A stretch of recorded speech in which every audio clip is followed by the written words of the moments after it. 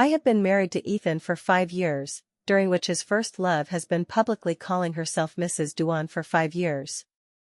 At 9 months pregnant, simply because I did not correct the new maid who called me madam, he allowed his first love to push me down the stairs. I desperately begged him to take me to the hospital, but he coldly watched me struggle in a pool of blood. You know Luna can't have children, yet you flaunt it in front of her every day, making her sad and worried. Anyway, the child is about to be born, a fall won't kill you. When I woke up again, I was lying in the hospital ward. He matches well with Luna's brother, it's perfect to donate the kidney to Luna. Ethan calmly made the decision. My child, who hadn't even had a chance to open his eyes, was thus sent to the operating room. I cried and found Margaret, begging her. The 5-year period is up, according to our original agreement, I can leave now. Margaret knelt outside the operating room praying for my child, her eyes red as she said, if you're determined to go, I can't keep you. This matter is Ethan going too far. It's our Duan family that has wronged you. Before she finished speaking, several nurses came out from the adjacent ward, whispering. What a pity, the attending doctor said that premature baby could still be saved today, but Ethan insists on using such a small infant as a kidney donor, and we don't know if he can survive. Donating a kidney? Can such a small child donate? Isn't that a bit? Shoo. Keep it down, Ethan wants this kidney to save his wife.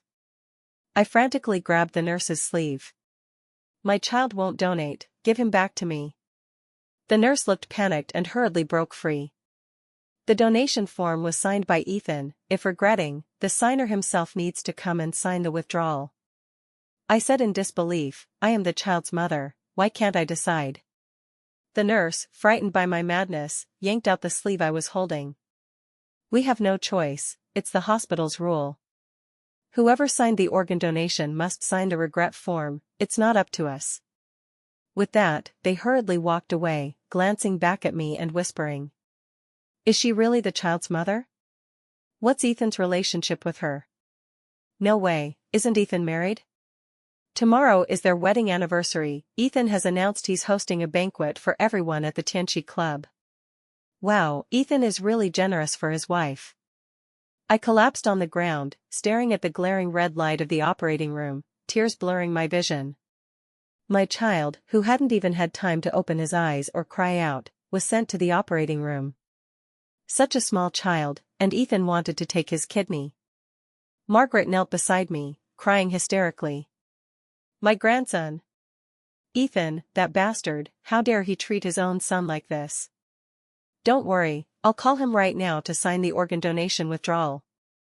She took out her phone with trembling hands and dialed Ethan more than a dozen times, but as minutes passed, he never answered. I watched the red light of the operating room, a chill spreading through my heart. Finally, on the 31st call, he answered.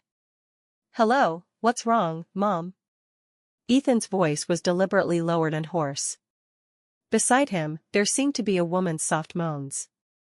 She trembled with anger, unable to suppress her rage any longer, and shouted, You beast! Do you have to kill your own child? He's so small, and you want him to donate a kidney, do you know he'll die on the operating table?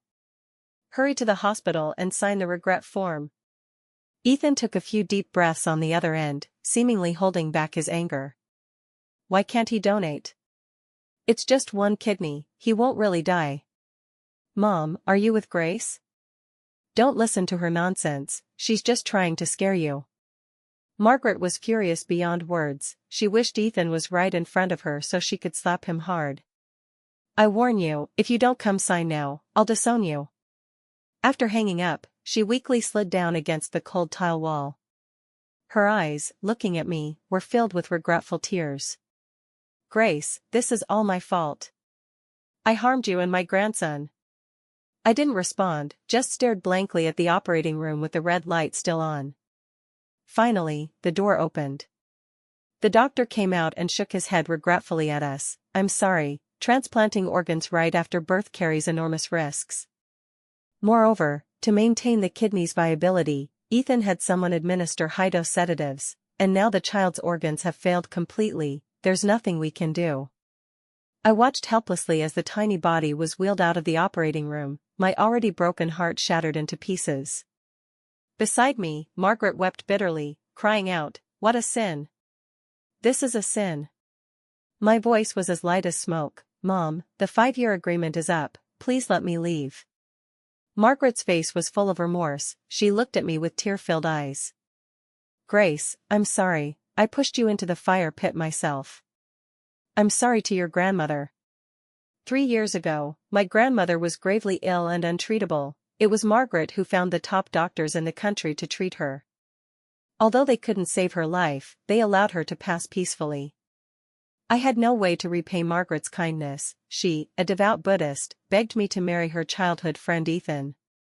Grace, your birth charts match well with Ethan's. If you marry him, you'll surely live happily ever after."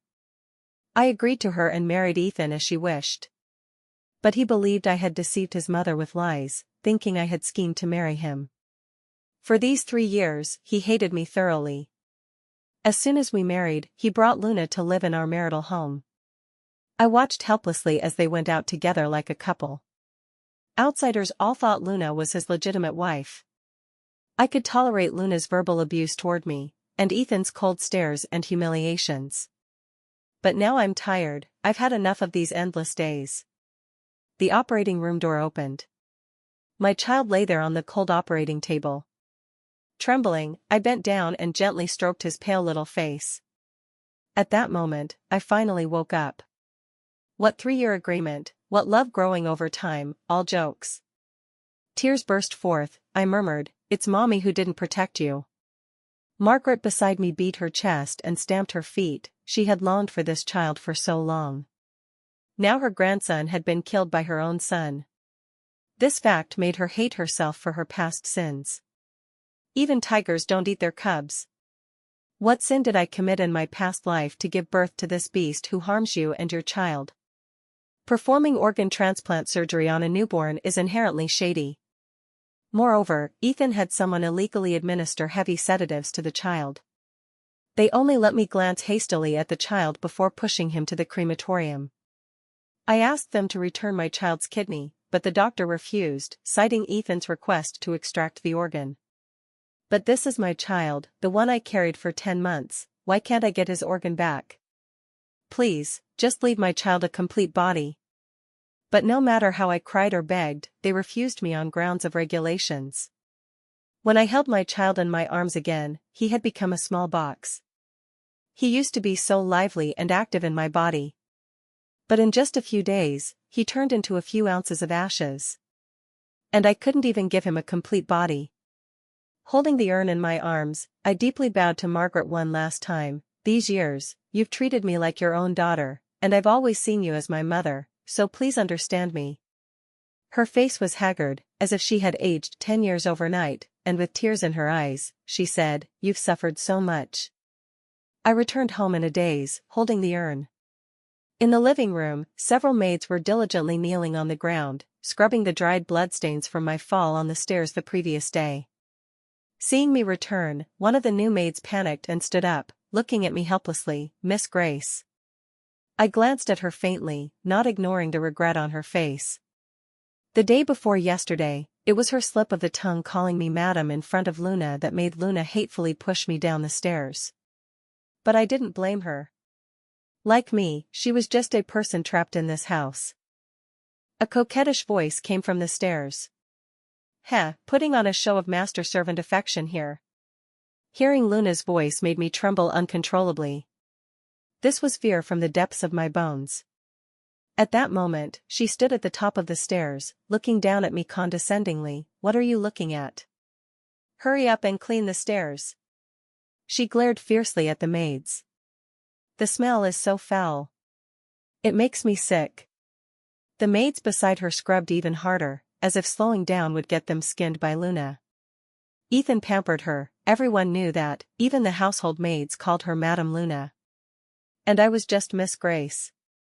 I pretended not to see Luna and silently walked past her. But Luna wouldn't let me go. Seeing me silent, she tried her old trick again, raising her hand to push me down the stairs. I didn't notice her hand hidden at her side, she pushed me hard.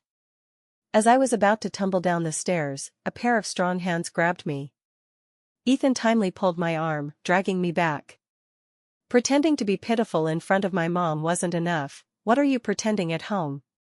He disdainfully shook me off, pulled out a tissue, and vigorously wiped the hand that touched me, as if contact with me was utterly disgusting. Luna changed her fierce expression from earlier, leaning bonelessly against him. Exactly, giving birth isn't a big deal. How come you can't even walk now? Ethan's gaze toward me was full of disgust. He questioned me. What did you tattle to my mom again? She's so old, and you still go anger her. Grace, do you have a heart? Only mom is dim-sighted and can't see what you are. Everyone else in the family knows you're just a greedy, opportunistic bitch? If not for you, I would have been with Luna long ago. These words were like a dull knife cutting flesh, reminding me of the day I lay in a pool of blood. Back then, he had the same expression, coldly watching me bleed non-stop. I closed my eyes, my mind replaying what he said that day. You know Luna can't have children, yet you strut your belly in front of her every day, afraid others won't know you're pregnant? Anyway, it's almost due, a fall won't kill you. No outsiders here, who are you pretending for? That day, he didn't call an ambulance until I passed out. It was the maid who called 911. In contrast, now Luna just coughed lightly, and Ethan couldn't wait to hold her and comfort her. I knew you vicious woman couldn't tolerate her long ago. You know she's frail yet dare to anger her? Grace, how can you be so ruthless? Every word pierced my heart deeply. I clenched my fists hard, unable to suppress the resentment inside. I stared at him fiercely. Greedy and opportunistic? Ethan, in these 5 years, when have I ever asked you for anything? Instead, it's you. Clearly we are the legally married couple. If you love Luna so much, why not just divorce me and marry her? Slap. Before Ethan could act, Luna rushed forward and slapped me hard. I was dazed, my body uncontrollably falling to the ground, ears buzzing. You bitch. If not for you forcing Ethan to marry you, we would have been legally married long ago. You have the nerve to question him? How shameless. Ethan immediately shielded her behind him, glaring at me with eyes full of vigilance and venom, as if I were a monster. Aren't you just bold because you're carrying the Duan family's heir? You want a divorce? Fine, leave the child that belongs to the Duan family. If not for Luna being infertile, do you think I'd tolerate you being pregnant with my child? He said indignantly. How ironic. He used to gently coax me saying he wanted a child, now he treats all this as my sin. In the past, we were an enviable loving couple. Under the cherry blossom tree, he held my face and said he'd love me forever. At the graduation ceremony, amid the crowd's cheers, he knelt on one knee and said he wouldn't marry anyone but me. But from the day Margaret forced him to marry me, everything changed. He believed I had bewitched Margaret somehow, and his gaze toward me grew more disgusted day by day. I said I'd marry you, but why did you have to use my mom? Grace, are you that impatient? What kept me by his side wasn't just the 3-year agreement with Margaret, but also my heart that once deeply loved him. But now, with my child's departure, that heart finally froze completely into ice. I didn't want to argue with them anymore and dragged my tired body back to the bedroom. From deep in the drawer, I took out the divorce agreement I had prepared long ago. The edges of the paper were frayed from my rubbing, just like my battered heart. In that case, let's divorce. Ethan gripped the paper tightly, his knuckles white from the force. You still want a divorce? Grace, who gave you the courage? I lifted my head, staring into his bloodshot eyes. You don't love me anyway, why keep me trapped? A flash of panic crossed Ethan's face, then he reverted to his arrogant demeanor. Want to leave? Fine, but the child must stay. He sneered. Grace, don't delusionally think you can take away the Duan family's child. Or do you still want to use the child to fool my mom? Wishful thinking. The butler nearby stepped forward timely and whispered to him. Sir, the Tianchi Club is set up, you and Madam can depart. Today was supposed to be my and Ethan's wedding anniversary, but it became the day he and Luna showed off their love to the world. The world only knew them as a loving couple, while I, the legitimate wife, wasn't even worthy of mention by name. Ignoring my resistance, Ethan forcibly brought me to the venue too. Under the crystal chandeliers, guests raised glasses to celebrate this loving couple, but no one noticed me, pale in the corner. "Take good care of Luna." Ethan pinched my wrist in warning. "If you dare play tricks, you'll never see the child in this lifetime." I suddenly laughed, the sound carrying bone-chilling coldness. "Ethan, how dare you still use the child to bind me? Didn't your mom tell you yesterday? Our child is dead. Died on the operating table you arranged yourself yesterday." The whole room was in uproar, guests whispered, their probing gazes stabbing me like knives. What's this woman's relationship with Ethan? Is the child she mentioned Ethan's? A wealthy family secret, is it a love triangle? Luna bit her lip aggrievedly, her gaze toward me full of entanglement and pain. "Grace, I know it's painful for you to love without reciprocation, but you can't make up such lies to deceive him. How can you be so vicious as to curse your own child dead?" The guests suddenly realized, their gazes toward me turning to disgust and disdain. This crazy woman is cursing her own child to deceive Ethan? How can there be such a vicious mother?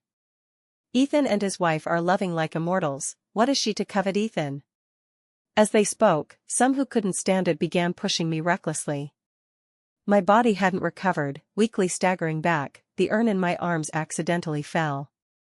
The ashes inside spilled instantly on the ground, trampled everywhere by the crowding people.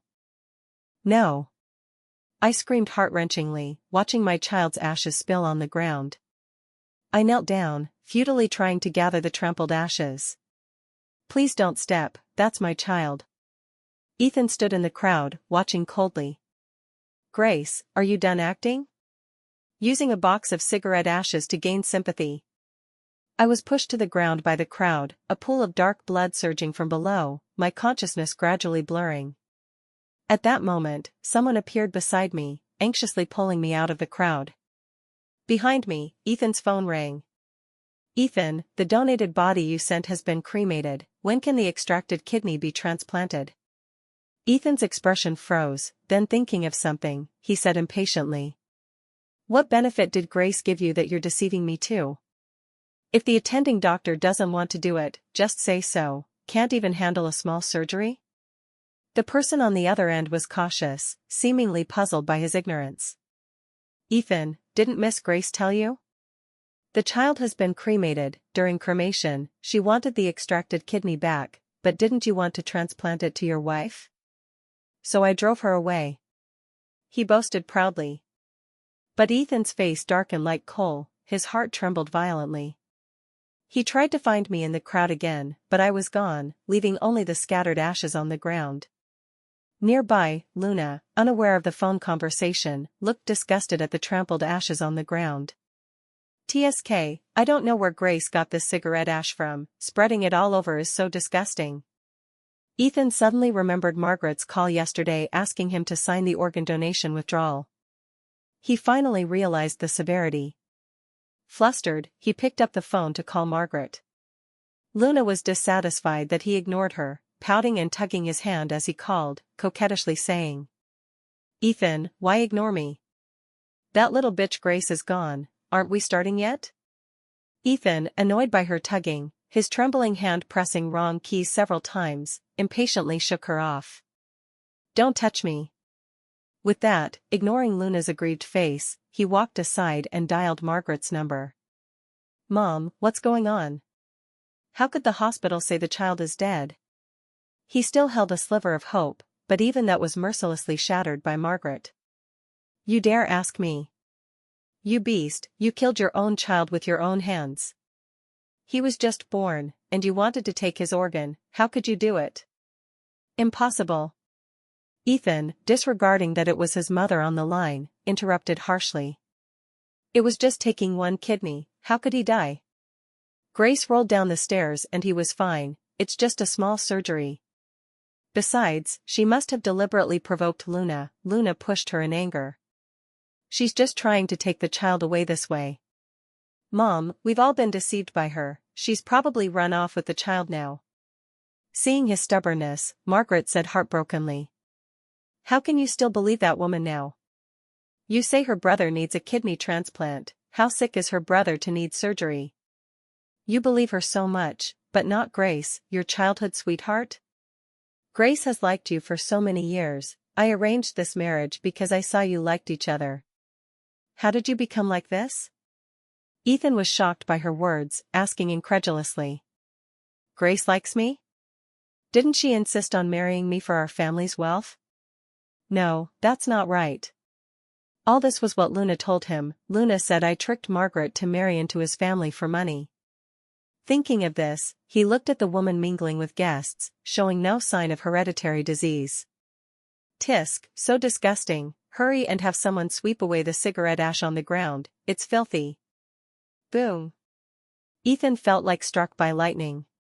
On the ground were his child's ashes, the child he hadn't even named yet. Stop. He roared, rushing over to push away the waiter cleaning the ashes. Luna was stunned by Ethan's roar, glancing at him guiltily.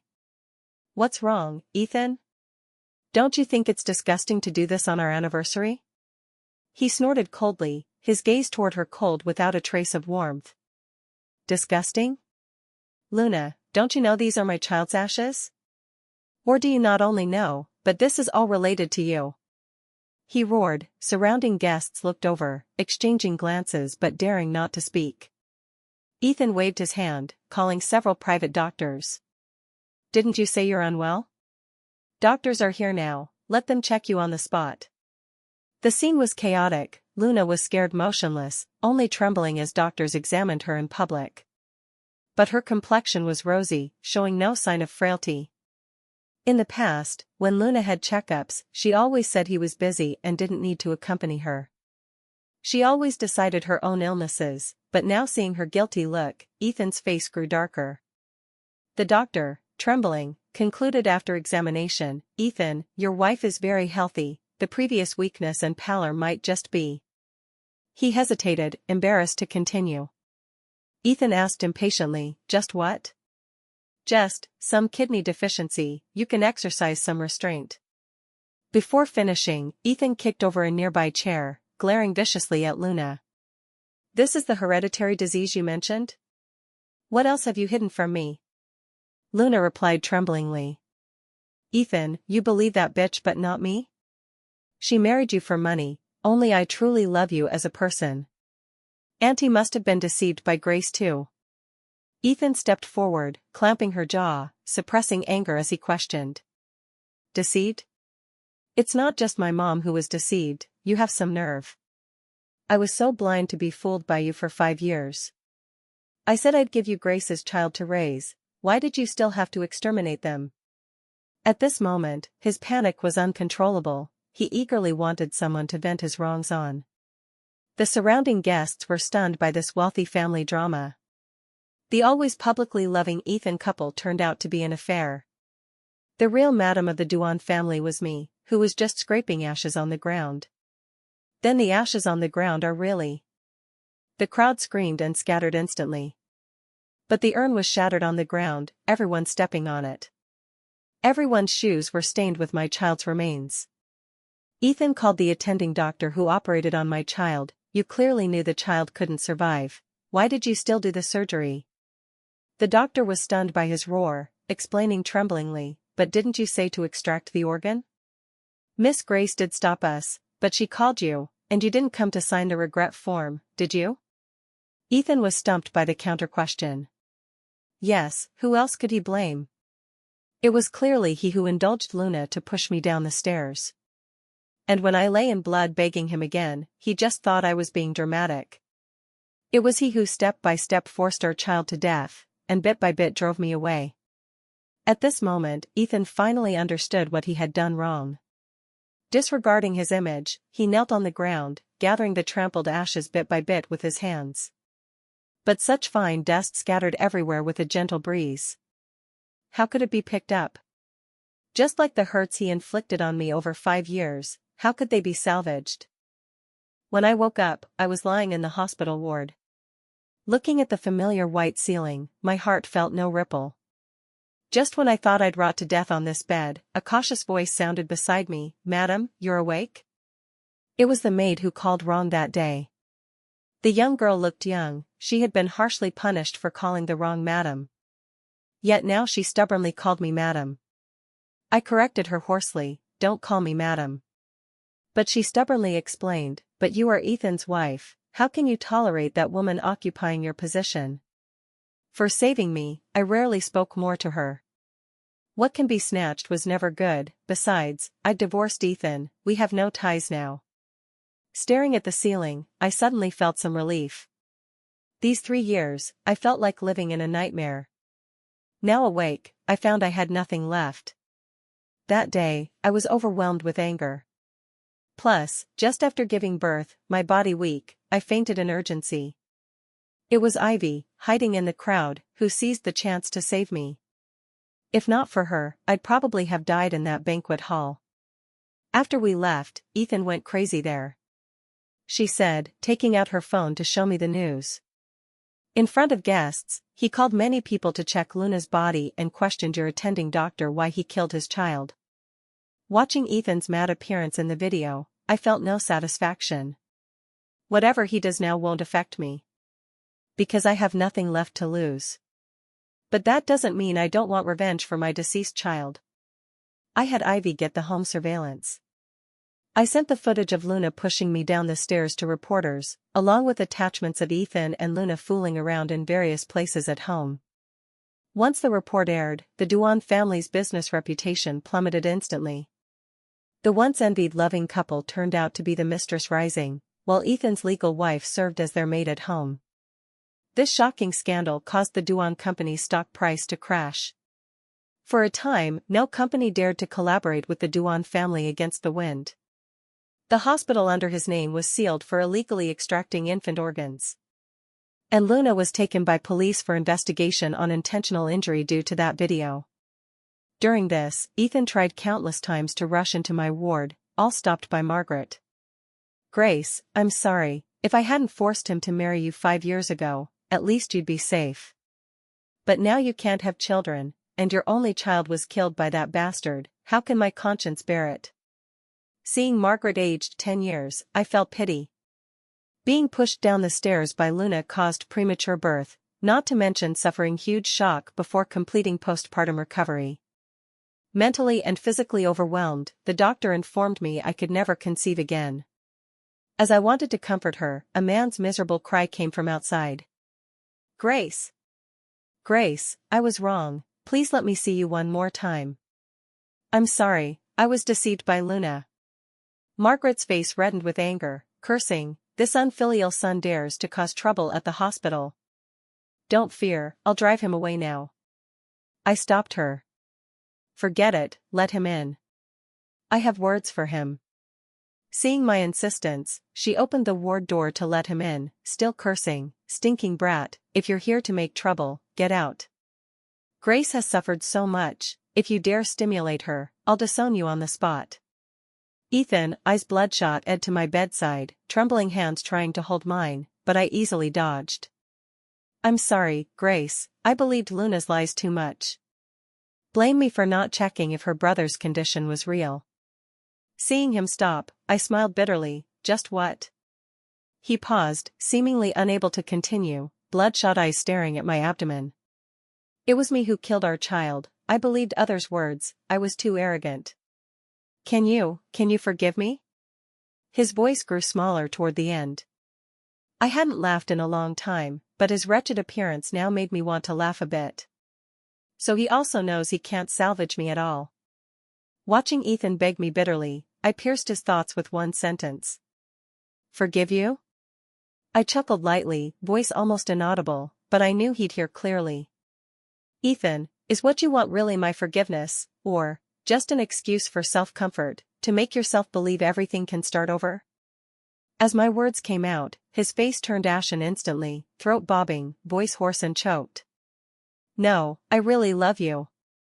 Please give me another chance, we can start over, we'll have children again, I'll be good to you, to our children, please forgive me this time, give me a chance to atone." "A chance to atone?" I calmly looked at this man I once deeply loved, fingertips digging deep into my palm. I gave you a chance, Ethan, that day I lay in blood begging you. Do you remember what you did? You let my blood drain bit by bit, and sent my newborn to the operating room. I gave you a chance then, but you were busy with Luna on big matters. How could you care for us? You didn't even answer calls then. What deep affection are you pretending now? In these 3 years, Ethan touched me countable times. The only time he was drunk, I got pregnant. But he and Luna were together every day at home, yet Luna never got pregnant. That's why Luna always hated me. That day she pushed me down not just because the maid called wrong, more so, she wanted me dead with the child. She had long schemed to create a frail image in front of Ethan, just to prevent my child from being born safely. Ethan is so shrewd, how could he not think of this? Perhaps he had doubts long ago. But he repeatedly indulged Luna, leading to today's situation. Besides, I chuckled. Ethan, I married you only because your mother saved my grandmother. Perhaps as childhood friends, I once had unrealistic fantasies that you'd really marry me, but those were exhausted in these 3 years. What makes you think I'll forgive you? Children? Didn't the doctor tell you? That day at your and Luna's wedding anniversary, I hemorrhaged. I'll never have children again. He looked shocked, face full of pain. No, there must be a way to treat it, Grace, we'll find the best doctors. Please, let me properly make up to you and our child. I looked at him mockingly. Ethan, why are you always like a child who never grows up? Unfortunately, I'm not your mom, nor Luna, to indulge you repeatedly. Margaret finally couldn't stand it, her face red with anger and guilt. When she wanted me to marry Ethan, she said our charts matched, prospering the Duan family while living happily. Now all this slapped her hard. You disgraceful thing. You hurt Grace so deeply, yet hope she'll forgive you. Is this how I taught you? Watching this once spirited man dragged out like a stray dog, my heart was surprisingly calm. The once bone-deep love and hate now turned to indifference. I originally thought Margaret would lock him up, at least not let him near me again. But the next day, a lawyer entered the ward. Miss Grace, this is the divorce agreement Mr. Ethan commissioned me to draft. He handed me a paper. Mr. Ethan has transferred all assets under his name to yours. The paper already had Ethan's signature. Naturally, I wouldn't throw away money put in my pocket. This is what he owes me, I accept it with a clear conscience. I signed the agreement. I don't know what Margaret said to him, but from that day, he never appeared before me again. Until the detention center called me. Hello, are you? Grace, Miss Grace? Ivy accompanied me to the detention center. I finally saw the man behind the glass again. Ethan was full of stubble, head down motionless. The red vest hung loosely on him. The once tall man now so thin a gust could blow him away, his once meticulously combed hair now messy like weeds. Officer Carter said to me, when we arrived, Luna had been stabbed 17 times by him. He now has strong homicidal urges, but won't cooperate. We learned you had grievances with him, so please cooperate with our investigation. I nodded, stopping Ivy who was dissuading me. Entering the interrogation room, I truly felt Ethan's change. Last time he cried begging forgiveness in the ward was 3 months ago. In just 3 months, he seemed aged 10 years, with fine white hairs at his temples. Seeing me, Ethan ignored the handcuffs restraining him. Desperately trying to rush to me. His eyes bloodshot, madly shouting at me. Grace, you finally came to see me. I avenged you. That bitch Luna is dead, I avenged our child. Looking at this madman, I suddenly felt utterly absurd. Why do people like him think hurting is revenge? He thinks killing Luna atones? Erases that innocent child's existence? Ethan is like a child who never grows up, his cognition seems only right/wrong and revenge. I only pity Margaret. The child she raised carefully entered prison due to impulse. What will she do now? I silently watched Ethan go mad. Waiting half a day for no answer, he got more agitated, wishing to break the glass to rush at me. I sighed lightly, voice soft, yet it quieted him instantly. You think all this is Luna's fault? Ethan, she did hurt me, but those petty tricks didn't hurt me deeply. The one who truly killed me, killed our child, is you. You're the mastermind behind it all. With that, I didn't glance at him again and walked out of the detention center. Behind me came the man's heartrending cries. Ivy asked what I said to Ethan to calm him suddenly. The truth sometimes hurts more than a knife. Outside, the sunlight was excellent. The breeze scattered my forehead fringes, taking away the last haze. From now on, my life won't have Ethan's shadow. And that child who didn't open his eyes. One day, we'll reunite in another world.